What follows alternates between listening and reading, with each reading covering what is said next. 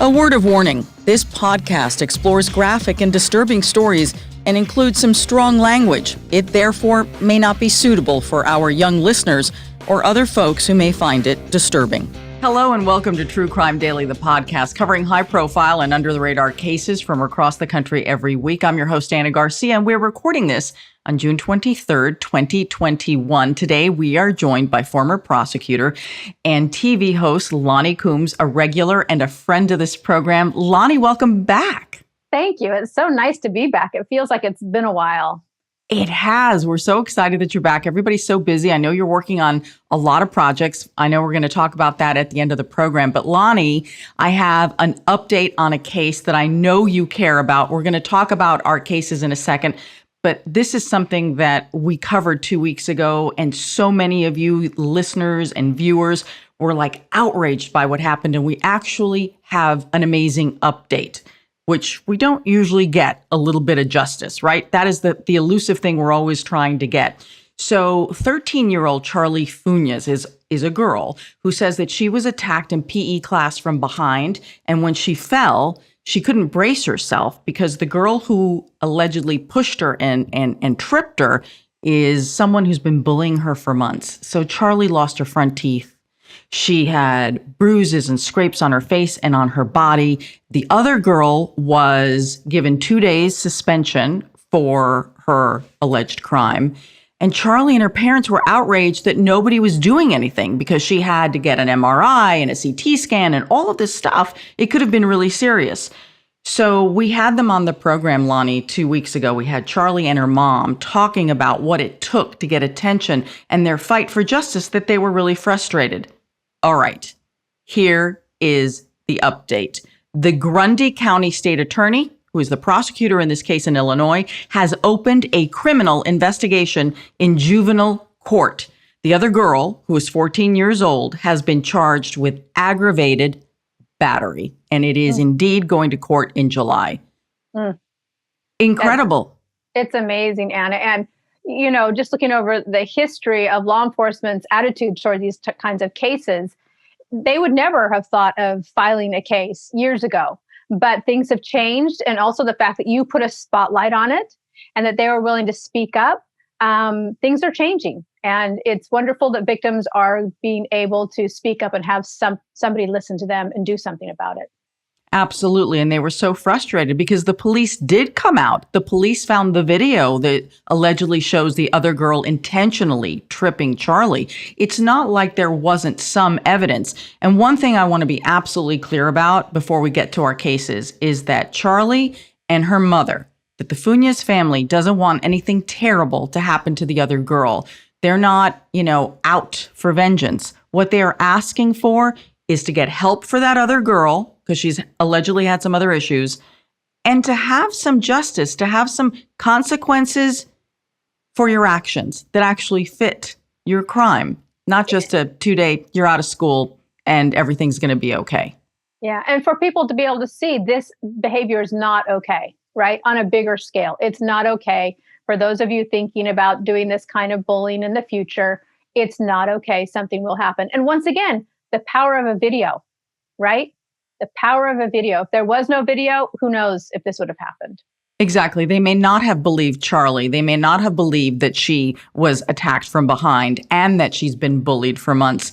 So many of you weighed in on this case. And as I always say, it is the outraged and angry chorus. When you all speak your mind, you speak up and you say it's not okay, people do hear you. So I applaud all of you. And so many of you shared your feelings about what it was like to be bullied or that your children were being bullied.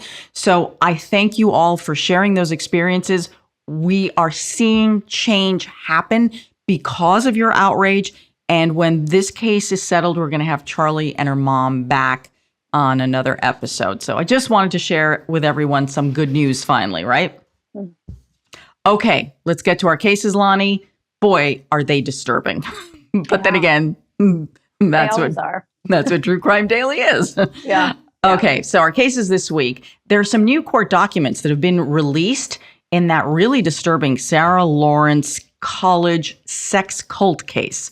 This is where the guy pretended to be a therapist. He was the dad to one of the other girls and started manipulating her classmates. And he allegedly drove these girls to suicide and prostitution. It's one of those like really sick, brainwashed kind of cases. Yeah. Very depraved person here.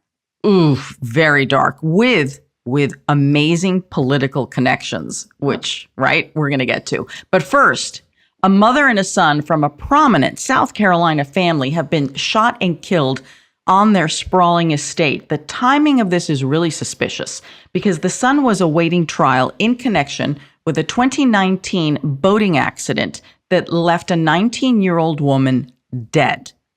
Okay.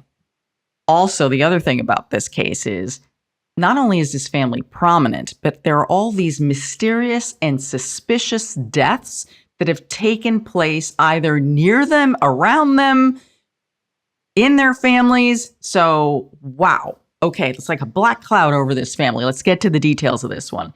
On June 7th, a 911 call comes in a little after 10. Police find Margaret Maggie Murdaugh, who's 52 years old, and her 22-year-old son, Paul, dead on their 1,700-acre property. I mean, this had a hunting lodge. It's like all the stuff that rich people have, right? It's very, very, very Southern. The Island Packet reports that the times of death have been narrowed to between 9 and 9:30. The victims were shot with a shotgun or an assault rifle. Okay, so that sounds very, very violent, right? Yeah. Very violent. We don't have details about close range or anything like that.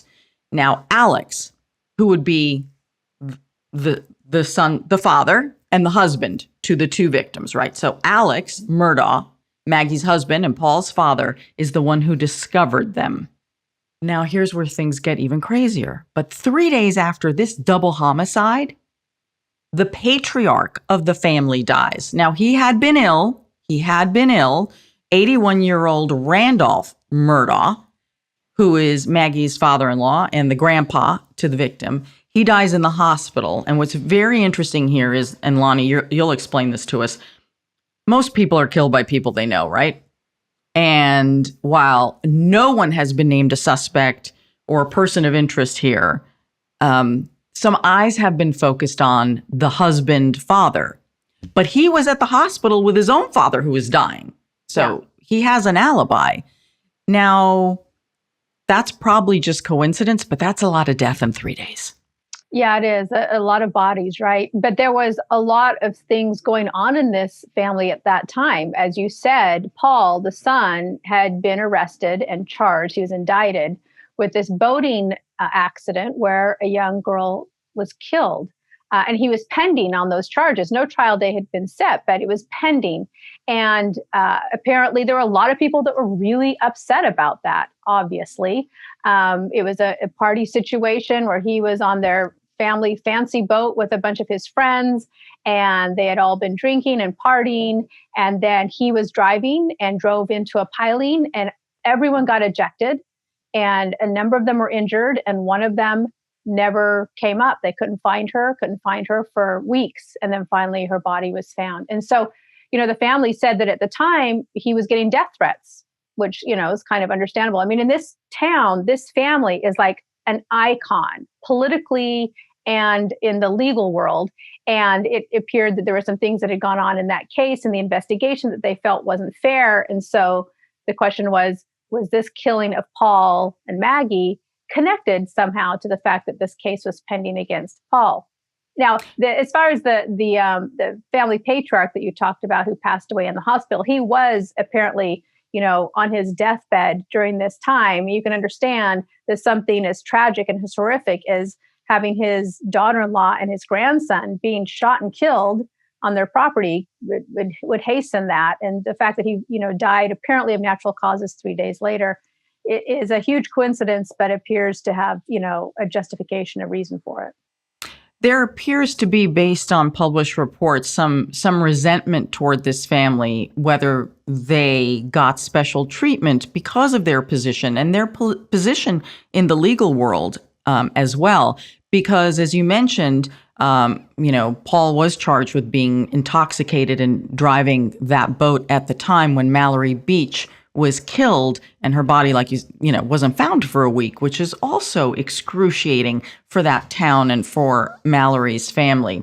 What's interesting is that people who were on that party boat that night say that not only was Paul drunk, but that when he did get drunk, he would become very belligerent, and that supposedly, according to witnesses who were on that boat that night, that he was being really nasty. He was arguing with his own girlfriend, and he even spit in her face.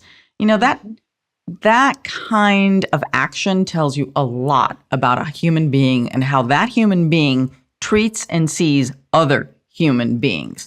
Yeah. So already you have this picture of privilege, this picture of, very bratty kids, actually. I mean, that's a bratty way to act. So you've got that going on in the background. And then you have this family that, they've been prosecutors and attorneys in that part of the state for more than 100 years. Like the Murdaugh family means something there. And we all know, big patriarchal families where the name means something in a community. But this really does when you're talking about them being either attorneys or prosecutors for decades, right? Yeah. Yeah, they've got connections with law enforcement. They know everyone probably that's investigating the case. There were allegations that, when the police went to the hospital after the accident and tried to interview people, that they were stopped from doing that there were no blood alcohol tests or drug tests run on anyone, including Paul. Allegedly, they said because of the family influence, they weren't able to talk to Paul for a number of days until he had his lawyer in place. So there were a lot of things that people were saying, this just isn't fair. This isn't right. But on the other hand, this is a family of lawyers, right? All the way back, father, grandfather. They had been, as you said, the county prosecutor there, the solicitor for decades.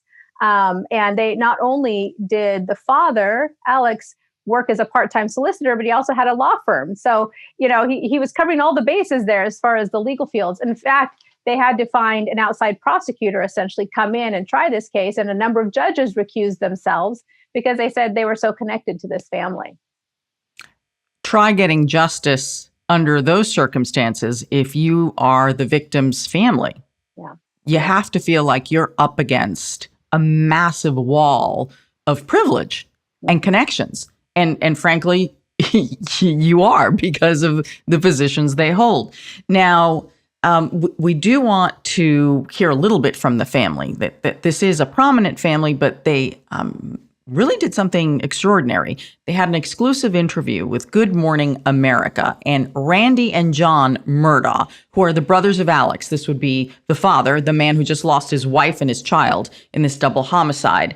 And they address the issues of, is it possible that there could have been threats made against their nephew? But they also deal with the issue of privilege. Here's the clip. I see words like dynasty used and power. And I don't know exactly how people use those words, but we're just regular people and we're hurting just like they would be hurting if this had happened to them. So, Loni, the Daily Mail has done some digging on this family, and they have come up with some mysterious deaths, which I think help when you step back, look at a bigger picture of what the heck's been going on around here?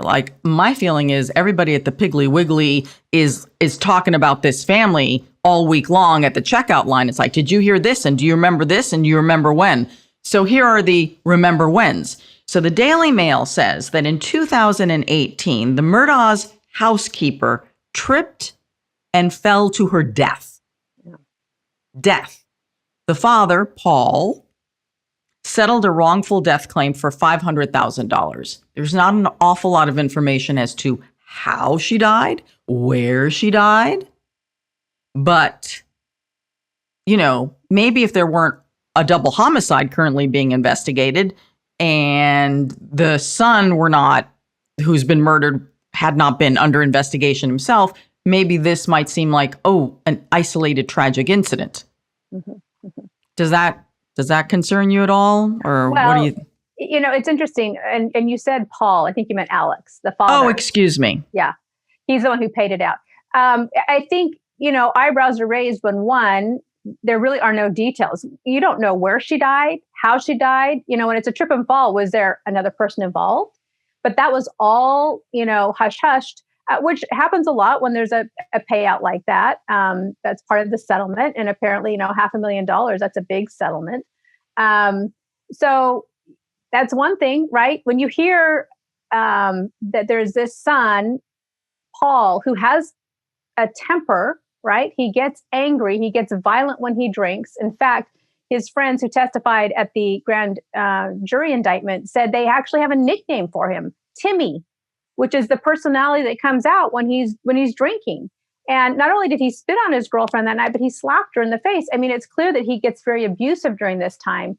And then he turns around and he strips down. They say he takes his shirt off, and that's something he commonly does. And then he drives this boat right into a piling, whether that was on purpose or just very reckless. That's clearly very risky, reckless behavior. And so you see that once, and then you see the housekeeper who works in the home where this young man lives. And you don't hear any details about it, but there's a big payout, and you start to wonder, was there anyone else involved? So, isolated by itself, I don't know, but then you're starting to see a pattern here, right? And also, who would know the family secrets better than the housekeeper? Season hears everything. Okay, Loni, so there's the mysterious death of the housekeeper, but now there is another death, and this one is very intriguing. So the Daily Mail reports that in 2015, a gay teenager named Stephen Smith was found dead on the side of the road. He was a victim of a hit and run. Apparently, he had run out of gas, left his car, abandoned it, started walking on the side of the road, and that is when he was hit. And that's pretty much all we know. There's no suspect in this case at all. So here's what's interesting. The Daily Mail says that police started receiving tips during that hit and run that maybe they should look into Paul and his brother Buster. Apparently, Buster may have also helped to provide some of the alcohol that was in that boating accident, whole separate situation.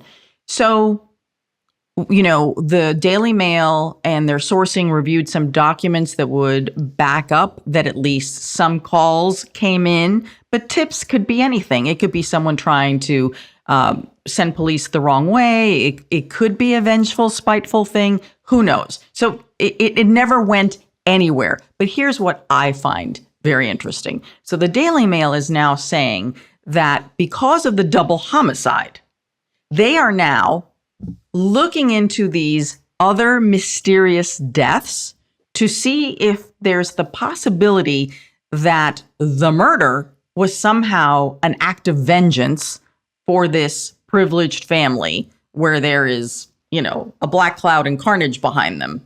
Mm-hmm.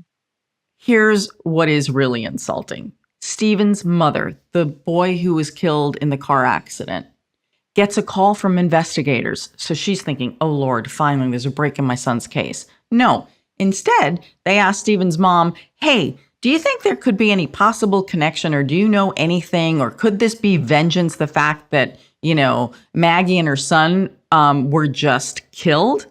And she said, what a slap in the face. Here I am thinking that you're going to help me with my son's death, but you're calling me to see if I can help you with your double homicide of this prominent family? How dare you? Yeah. Yeah. She's been fighting for 6 years, she says, to try and get law enforcement to do something about her son's case. And she does believe that Paul has something to do with it. She's said that. And she actually has a former highway patrol officer who I believe looked at the case also, who agrees with her. And together they've been working, trying to get an investigation done, trying to get something to happen. And after all those years of not getting any response from law enforcement, the time that they call her is when the person that she thinks is responsible for the death of her son ends up dead. I can see how that would be very offensive to her. Oh, Absolutely. She called it a slap in the face. I say it's a dagger in the heart. It really is. But the other interesting thing is it also shows you where law enforcement's head is, that they may be connected somehow to the murder. So that's also an interesting twist to think about, okay, where are they going on the double murder investigation? And it is possible as they investigate that maybe now they are forced by circumstances to get more information on these other mysterious deaths.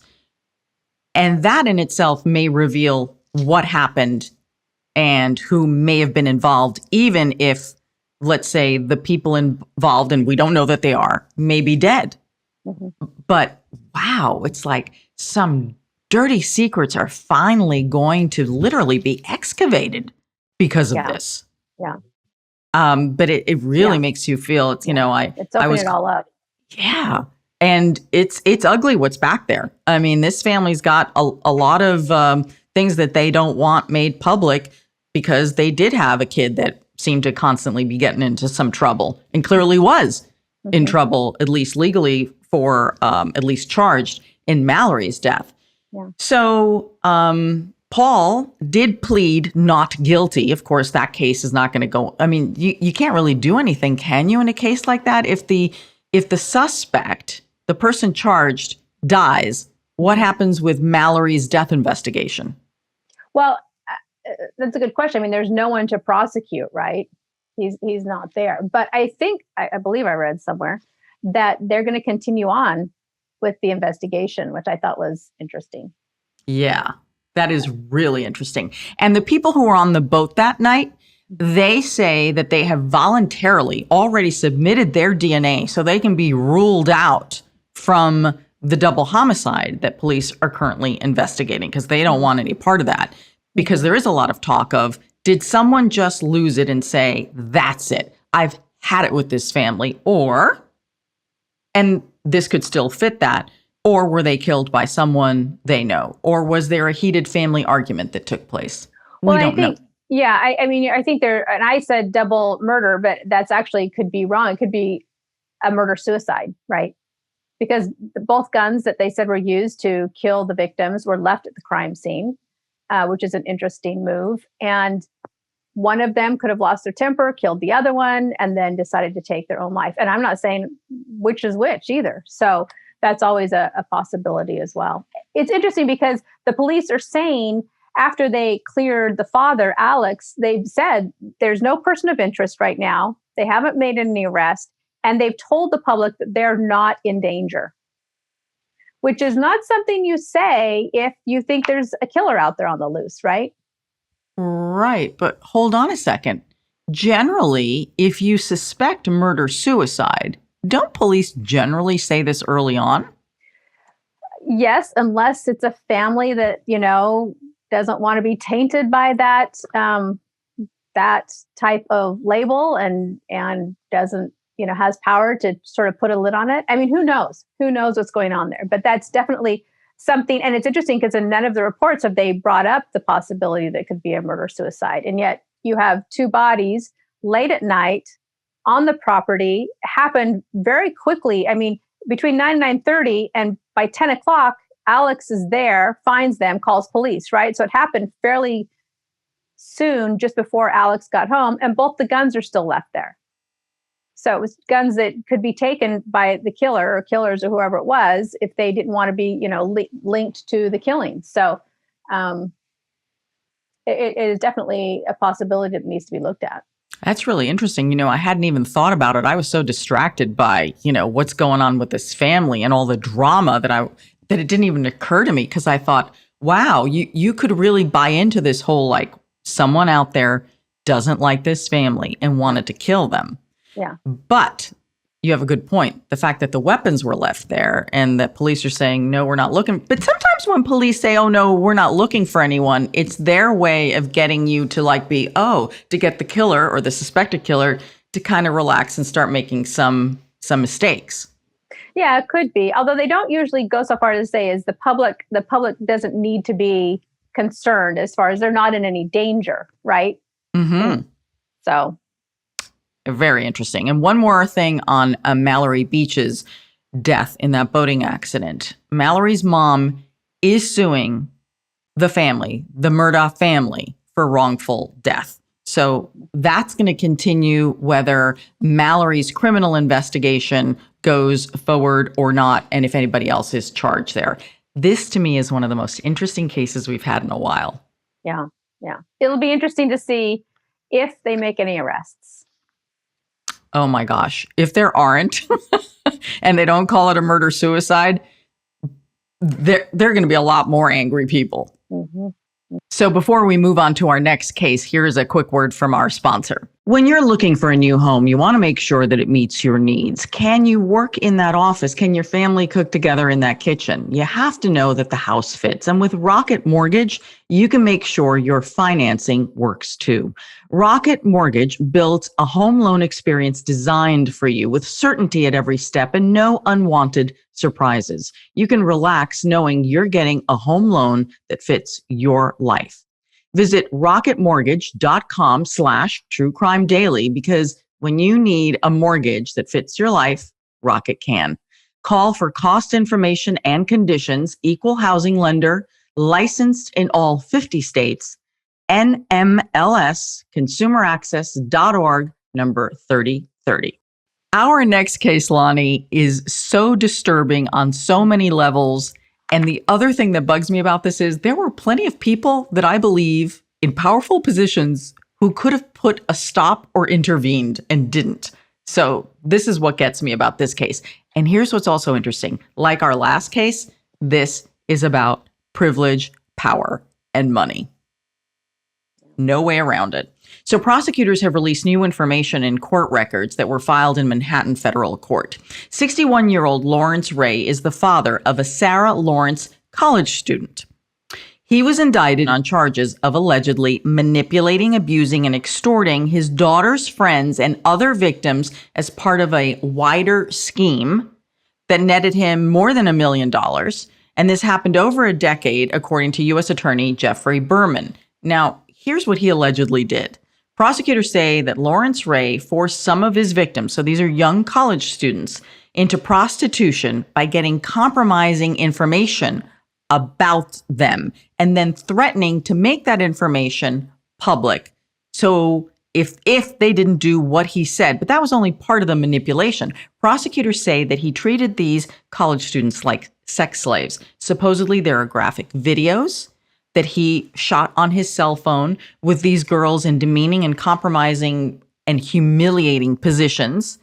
And that was part of the evidence that the prosecutors say they have. Now, this is supposedly how it started. And for me, this is beyond. All right. So his daughter's going to an excellent college. Sarah Lawrence is a premier college on the East Coast.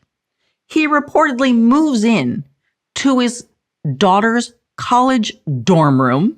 This is a man, okay? First of all, I don't get that right there. Let's just stop right there. Why did people think that it was okay for this man who had just gotten out of prison to move in and become essentially one of the roommates with his daughter and all of her roommates? I mean, and not just for a night. Like, he's not visiting and staying the night. He moves in. Didn't anyone have a problem with that? I mean, where were the college officials on that one? Don't even get me started on that one, Loni, because the president of Sarah Lawrence actually made a statement and she said, you know, we're very surprised and shocked by this. She said, but we went back and we checked. No one complained. No one filed a report. No one said that there was a grown man in his 50s, you know, living with college students. And then she gave the excuse of, well, you know, it's kind of like a townhouse facility that the university runs, so probably no one would have noticed. Give me a break. Because if no one notices that there is a grown man living with girls in a dorm, then you got some serious security problems at Sarah Lawrence. Yeah. Shocking. Again, privilege. Privilege, look the other way. Shocking. All right. So he moves into his daughter's dorm room, and this is when he starts recruiting her classmates. What's interesting is in everything I've read, Loni, we don't have a lot of information about her. Was she victimized too? Was she just a pawn? Was she participating? She's not charged in any way, but I'm just very curious about the daughter. Yeah. Well, from what I read about the history of the family and the relationship is, early on, the father and mother were getting a divorce. They were having conflict. And she immediately sided with the father and was always standing up for the father, like his little soldier. And if he said anything bad about the mother, she agreed with it. I mean, she was, sort of abusive to the mother along with the father. And that continued on even when he went to prison. She stuck up for him. She was telling all her roommates how amazing he was and bragging about all his connections, his political connections and his, military mottos and, all of this discipline that he had taught her. And then when he got out, she'd made him into this sort of superhero and said, hey, he's going to come stay with us for a while because he doesn't have a place to go. And apparently they all said, okay. So she's not charged, but she was clearly, sort of his cheerleader and adored him. Yeah, the whole thing is really freaky. It's very disturbing. So apparently what he would then do is he would befriend her classmates, her friends, and he would begin isolating them and brainwashing them, according to prosecutors. They say it was all psychological manipulation, so he could gain control, but he apparently gained control through what they describe as lengthy therapy sessions. So he would force them to go, on and on about their deepest problems. And that's how he would get family secrets and secrets on them. And kind of, he pretended, part of the allegations are that he pretended to be like a therapist, a mental health expert. And in doing so, these sessions would go on for hours and they were grueling, but that increased his ability to control them and also to mine them for information. The prosecutors describe it as these girls being under his spell. Those are the words they used. Well, and I think, the way they described when we first got there, he was kind of like the den father, right? He would cook for them. He would set up movie nights. He would, set up these activities and they loved it. Remember, these are college kids who are away from home, maybe for the first time, feeling a little lonely. And then they'd have these marathon, sessions after they watched a movie. They're hanging out in the living room together and they just start talking about personal things. And one girl said she just had a really horrible breakup. And he says, oh, I can help you with that. Let's have some therapy sessions. She's like, okay. And apparently he can be very charming. And then there was another young man and he was, struggling with his sexuality and wondering, what to do. And I can help you with that. So they go into it thinking it's all normal. And this adult figure who apparently has this pedigreed background and knows all of these famous people and, has been relied on by, politicians and law enforcement people have, relied on him and his judgment. They're like, oh, okay, well, he's going to help me with some therapy. And then he's grooming them, right? It's like any, predator. He's grooming them to look at him as a father figure and to think everything's okay. And then by the time he gets to the point where he's saying, I want you to have sex together and I'm going to watch you and critique you, they go along with it because they think it's part of their therapy, right? Oh, and they're still so young at this age. So young. So young at this age. Yeah. Their brains haven't even finished forming yet. Right. So what ends up happening is that some of these students or his victims or however you want to describe them attempt suicide and then they require hospitalization. This is the new information that's coming out of the court record right now. And they say that, so here's this guy who was present before they were suicidal. Then the prosecutors are wondering whether he planted a seed that made them vulnerable and whether or not he may have even suggested suicide. All this is going to have to be determined in a court of law. But these are all of the things that are being investigated as part of this case. And then after the suicide attempt, these young people would need to be hospitalized. This guy would show up at the hospital and insert himself into their recovery as part of being a therapist or as part of their treatment. And the fact that anyone at any hospital permitted this to go on. So here we have the guy moving into Sarah Lawrence. Should never have happened. Now we have the guy inserting himself while they're hospitalized and then post-recovery. I'm like, is nobody minding the store here? That this guy's just maneuvering through all of this? Yeah, and some of the parents, there were a couple of parents in these amongst these victims who were very active trying to save their children. They knew something was going on. And some of them said when they went to the hospital after this suicide attempt, he was there and he would somehow wedge in between them and keep them from seeing or talking to their child. I mean, the lengths that he went to were so extreme. And like you said, there were other people around. There's the hospital administrator. Why didn't they speak up? Some of these parents went to one of the administrators at the college and said something. And essentially the response was, well, they're over 18. There's nothing we can do. They're making their own choices. So the parents, were banging their heads against a wall trying to do something, and no one was listening. It's so disturbing, especially when you can see it in retrospect, because then you can really get the context of it. As part of this charade, prosecutors say that Lawrence Ray allegedly went so far as to diagnose some of the victims and told them, now imagine you're a young person being told this, that they had borderline personality disorder. How damaging is this when you're already fragile? Plus now with the suicide attempts, plus the recovery. And now they're holding on to this guy because they think they need him. And the parents are worried because their children are in crisis. It's an awful, awful thing that these young people have been put through. Now, to add to the creepy factor, okay, he's creepy dad without question, right? No matter what. Even if the man's not convicted of anything, he's creepy dad. Okay? Yeah. So here's the thing about him. He has a lot of powerful friends. According to the Daily News, he was the best man at the wedding of the former New York City Police Commissioner, Bernie Kerik. Okay? That's not just anyone, your best man. The best man to the police commissioner. So he had access to all of the New York City political leaders.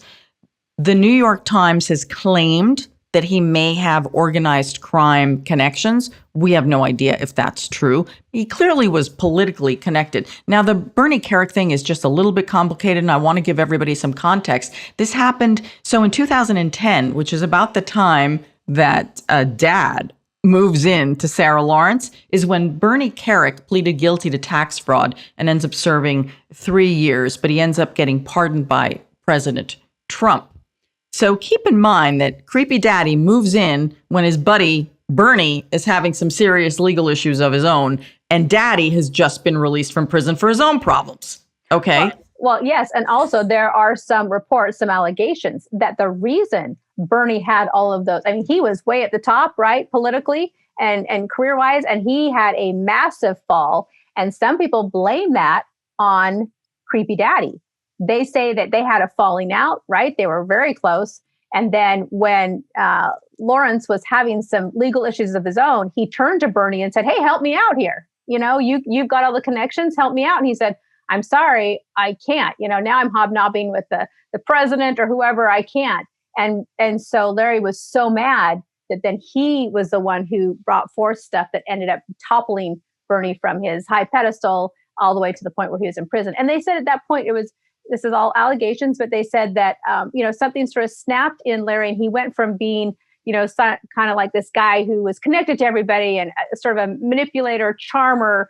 They never knew if it was all true or not, to becoming more vengeful and sort of devious. And all of a sudden, all of his energy turned into, focused on these students at Sarah Lawrence, sadly.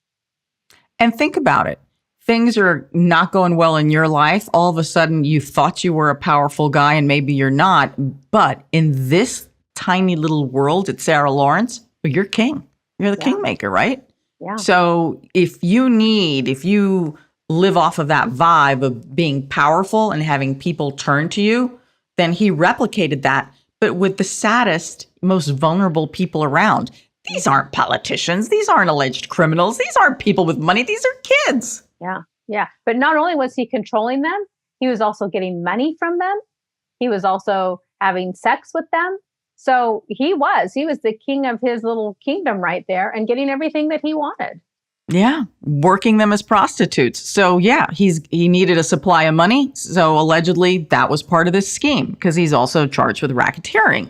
Now, none of this would have really been investigated unless it had become public. Again, another theme we're seeing. Sometimes to get justice, you got to go public because the authorities may not be able to help you, especially if you're at the wedding of the authorities. It's not going to happen. So a magazine article is done. And in this magazine article from New York Magazine titled "The Stolen Kids of Sarah Lawrence," that's when the journalist kind of put it all out there. And that's when all of a sudden Creepy Dad is revealed. And then that leads to the snowball effect of all that's happened since then. So, I can't even imagine what people must have been thinking at that time as they're reading this article and saying, and the police haven't done anything, right? Yeah. And it's an example that we're seeing more and more of, these really strange cases being broken by journalists, right? In print somewhere. So you can read it. They can go into a lot of detail. That article is like 28 pages and it was fascinating reading. I mean, they had talked to the different victims and people in, Lawrence's background and so they can go into so much detail. And then when you're right, you get to the end and you're like, wait a minute, nobody's looked into this. It's the same thing with, Rowan.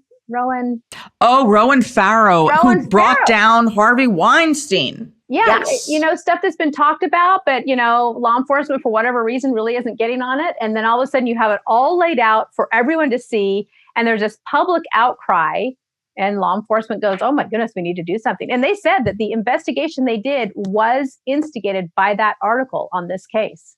Absolutely. How could you look away? I mean, the authorities have been shamed into and being forced into investigating. You can't look away from these allegations. So there was a woman, she's profiled in the article, and also she becomes an important part of this case, but she goes allegedly from going from victim to now possibly being a co-defendant in the case.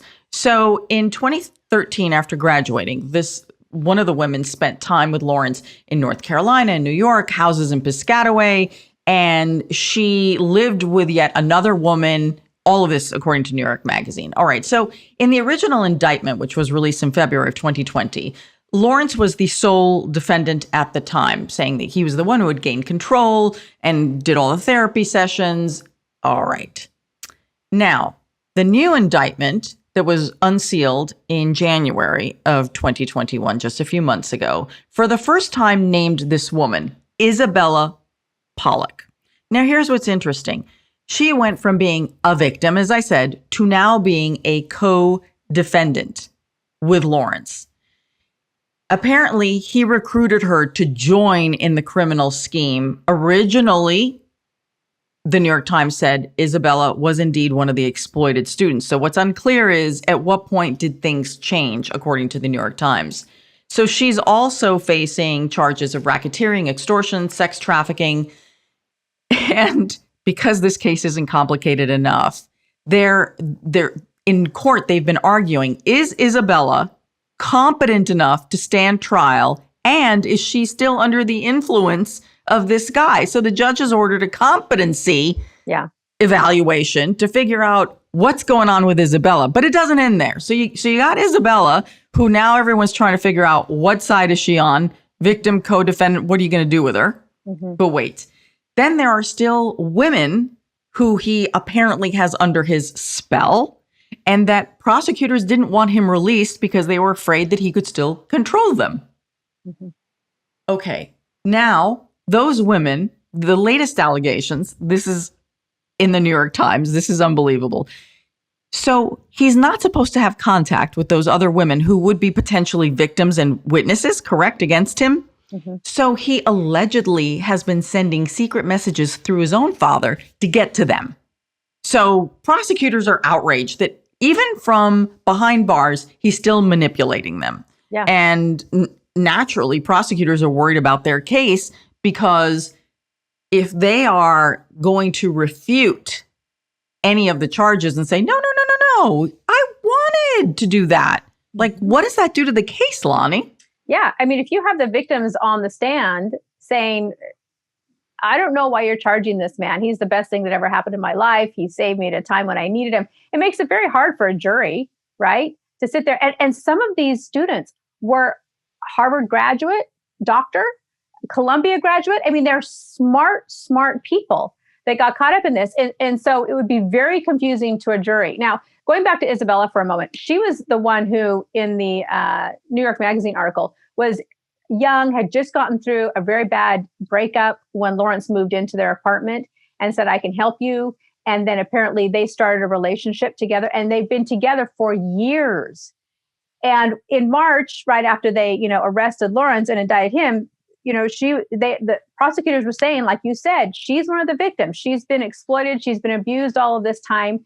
And even now they're saying, is she competent enough to stand trial? Does she understand what's going on? But then they're going to charge her as a aider and abetter, a co-conspirator. And this is really murky ground. This is similar to the Keith Rainier. Remember his sex cult, NXIVM?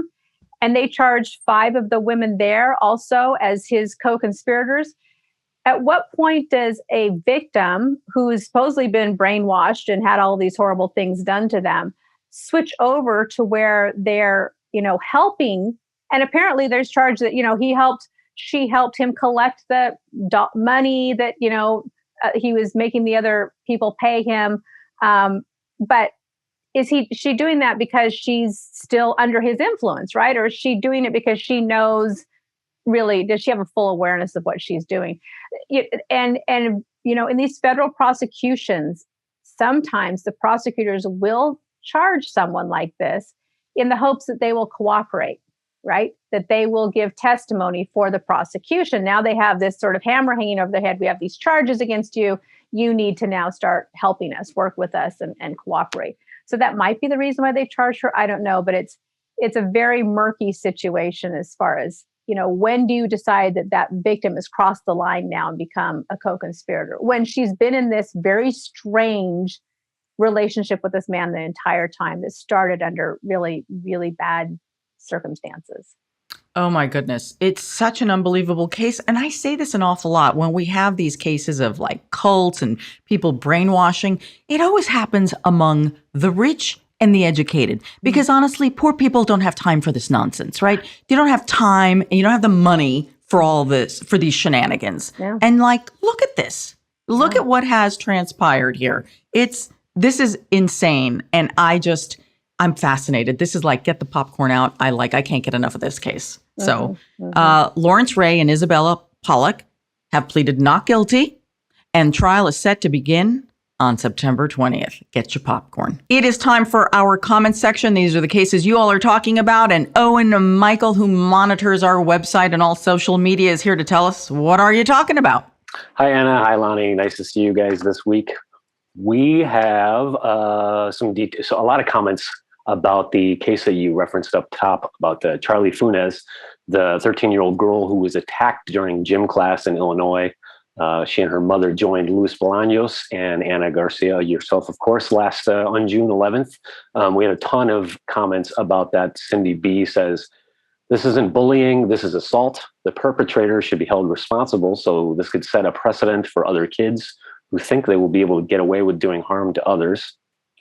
Tanvin G says, students who bully, their parents should be blamed for this, as they are the ones who teach those kids such disgusting manners. And Blue 8 says, I'm glad Charlie's parents don't teach violence. We had a lot of input on that one. Oh, it was unbelievable on our YouTube page, Facebook, but YouTube was blowing up with comments. And really, they're pretty consistent between the sharing of personal experiences. Right. There were some people who were, calling for vengeance.